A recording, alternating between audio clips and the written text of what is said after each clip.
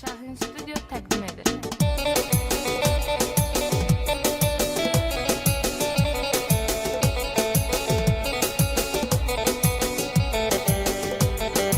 Volaz'da ekskluzif. Gün gidende ay gelende gel olur.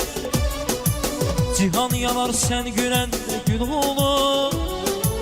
Bir yol vardır hak yoludur bul olur. Yeri bilmek göğü bilmek bil olur. Çabuk büyüt çabuk yetiş tez olur. Çakal gezen şu dağlarda gez olur. Çabuk büyüt çabuk yetiş tez olur. Sakal gezen şu dağlarda gez olur. Gez olur. Vatanına göz diken yez olur. Dostun kim düşmanın kimsez olur. Tarihini şerefinle yaz olur. Gez olur. Vatanına göz diken yez olur. Dostun kim düşmanın kimsez olur. Tarihini şerefinle yaz oğlum yaz oğlum.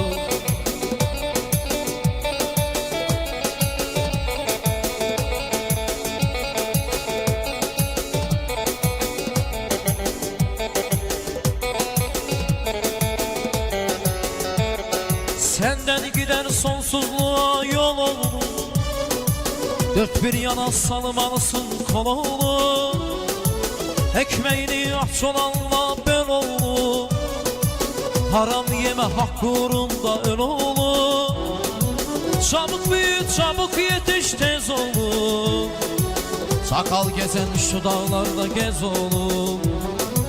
Çabuk büyüt çabuk yetiş tez olur. Hain gezen şu dağlarda gez olur. Gez olur. Vatanına göz dikeni yez olur. Dostun kim düşmanın kimsez olur. Tarihini şerefinle yaz olur. Gez olur. Vatanına göz dikeni yez olur. Dostun kim düşmanın kimsez olur. Tarihini şerefinle yaz olur, yaz olur.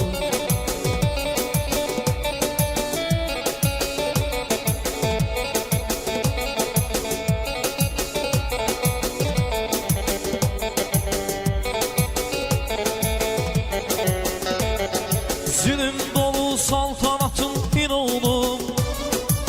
Zalimlere duyulmasın kin oğlum. Nefis kibir manut yuvar dev oğlum. Mağrur olma insanları sev oğlum. Çabuk büyüt çabuk yetiş tez oğlum. Sakal gezen şu dağlarda gez oğlum.